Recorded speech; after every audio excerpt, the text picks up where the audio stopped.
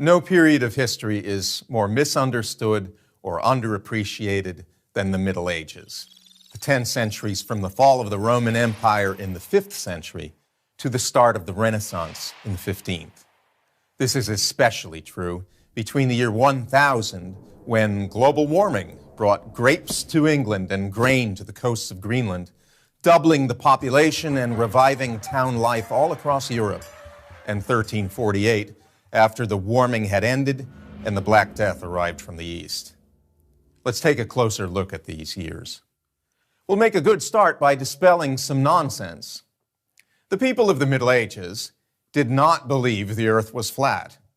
They knew it was round. The ancients said it was round. The fathers of the church said it was round. They saw its shadow during an eclipse of the moon, and the shadow was round. They saw masks of ships sinking below the horizon. Round. More nonsense. The Middle Ages were cheerless. Quite the reverse. They were full of color, of celebrations involving everybody in town. They invented the carnival. They revived popular drama, which had lain dormant for 1,000 years. Whatever they did, whether it was sinning or fighting or repenting or falling in love or traveling thousands of miles to Rome or to the Church of the Holy Sepulchre, they did it with energy and gusto. What do we owe to the Middle Ages? How about the university? Medieval man invented it. For the first time in the history of the world, you could go to Paris or Bologna or Padua or Oxford or Prague or Cologne and study under masters of law, medicine, philosophy, and theology, and your degree, designating you as a master or a doctor, would hold good anywhere in Europe. It was an international community of scholars. A young Thomas Aquinas, born in southern Italy at the beginning of the 13th century, would travel to Cologne to study philosophy under the philosopher-biologist Albert the Great, then to Paris, where he taught theology and philosophy, then to Rome and back to France. And this sort of thing was the rule among scholars, not the exception. How about modern science? Thomas's teacher, Albert, was a biologist. Why should that surprise us? Medieval man believed that God made the world as an ordered whole. They learned it both from Scripture and from pagan thinkers, such as Aristotle. Science did not burst on the scene with Galileo.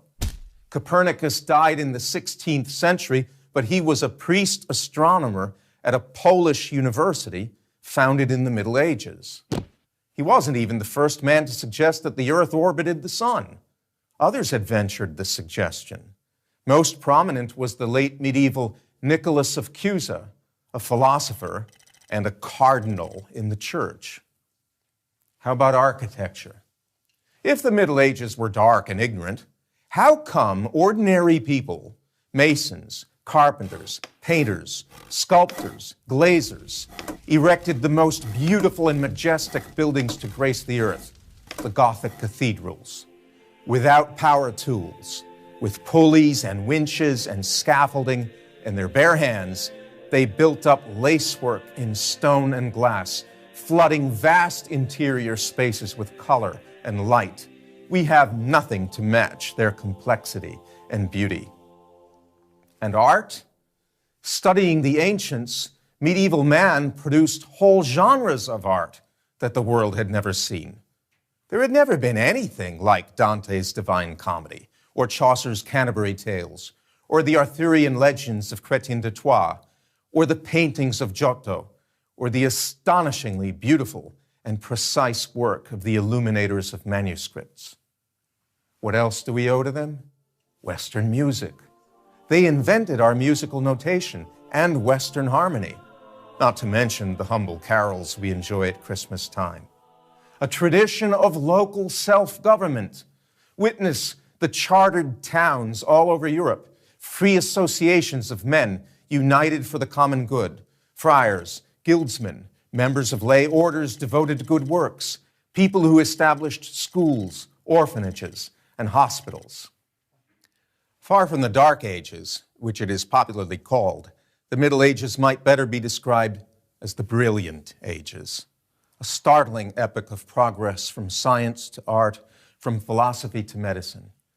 Indeed, in one crucial way, we are less civilized than those who enhanced human existence over 1,000 years ago.